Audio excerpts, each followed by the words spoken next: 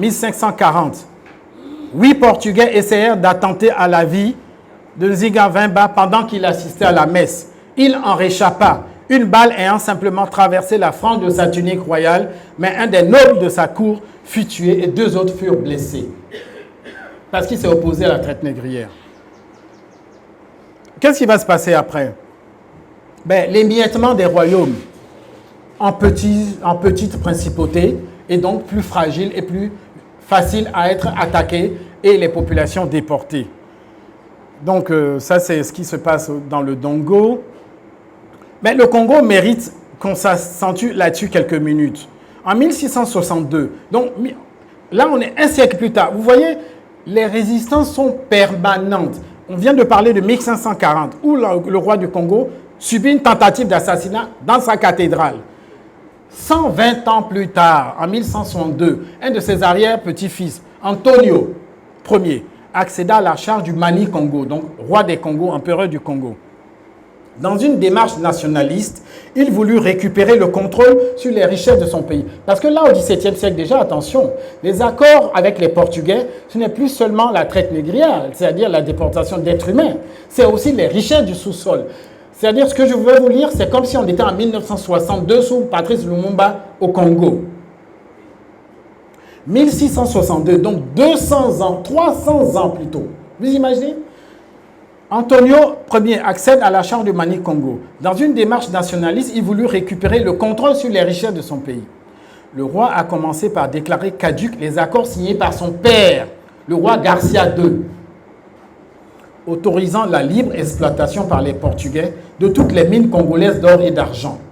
Vous imaginez, le roi Garcia II, on est au XVIIe siècle, avait autorisé les Portugais à exploiter librement les mines d'or et d'argent du Congo. Son fils prend le pouvoir et annule les contrats. En réponse, que firent les Portugais? Ils prirent la décision d'envahir le territoire du Congo, qui ne contrôlait pas encore complètement. Et que va faire le Mani-Congo, l'empereur du Congo? Il va envoyer une lettre dans tout l'empire du Congo à tous les hommes et femmes valides pour faire la guerre. Je vous lis la lettre. Le document est disponible dans les archives. Écoutez l'ordre donné par le roi, siégeant sur son trône, en suprême conseil de guerre. Le roi du Congo a prescrit à tout homme, de tout rang, noble ou roturier, riche ou pauvre, à condition qu'il soit capable de porter les armes de tous les villages, toutes les villes et localités appartenant à mes royaumes, provinces et domaines, dans les 10 premiers jours suivant la publication de cette proclamation royale et de cet avis au public, de s'enrôler sous ses capitaines, gouverneurs, ducs, comtes, marquis, etc., ou autres magistrats ou fonctionnaires qui les gouvernent, pour défendre nos terres, nos biens, nos enfants, nos femmes, nos vies et nos libertés, que la nation portugaise veut conquérir et dominer. Une armée fut levée pour résister aux envahisseurs, mais cette résistance fut définitivement écrasée 3 ans plus tard. Cette guerre de résistance a duré 3 ans. Elle fut écrasée. Les Portugais ont fait venir des bateaux avec des milliers de militaires, des canons, l'artillerie lourde. Et ils ont fini par vaincre. À la bataille d'Ambuila, ce nom-là, il ne faut jamais l'oublier. La bataille d'Ambuila, cette défaite de la bataille d'Ambuila sonne le glas du Congo. C'est-à-dire que c'est la fin de la résistance des rois du Congo. Je vous lis ce qui s'est passé. Le Mani-Congo fut tué lors de cette bataille, Antonio Ier, ainsi que 1400 nobles et plus de 5000 soldats. Les envahisseurs victorieux portugais donnèrent le coup de grâce à la résistance congolaise incarnée et dirigée par Antonio Ier, dont ils coupèrent la tête en l'emportant comme un trophée. Ses successeurs, souligne Basil Davidson, le grand historien britannique, ne devaient jamais se relever de ce désastre.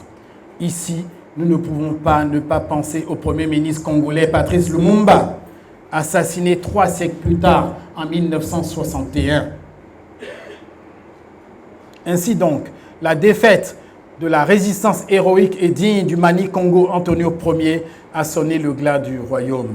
Et au-delà du royaume congolais, c'est l'ensemble de l'Afrique noire qui a connu ce sort. À partir de la fin de la bataille d'Ambuila, vous savez ce qu'ils ont fait? Ils ont tué le roi, ils l'ont décapité, ils ont tué tous les ministres de la cour, tous les nobles, toute la noblesse. Et ils ont tué tous les généraux, tous les officiers de l'armée. C'est-à-dire qu'ils ont décapité le royaume. Et donc, il restait des populations sans protection, sans défense. Et à partir de 1165, le Congo est devenu le réservoir de captifs pour l'Amérique. Et les populations portugaises et congolaises étaient livrées à elles. Mais quand on dit le Congo, c'est toute cette région du Congo, les deux Congos, l'Angola, Mozambique, etc. Donc, les Portugais venaient, prenaient les enfants, les femmes, les hommes, les mettaient dans les bateaux. Ce qui fait que des millions d'Africains ont été déportés en esclavage en Amérique à partir de cette période-là.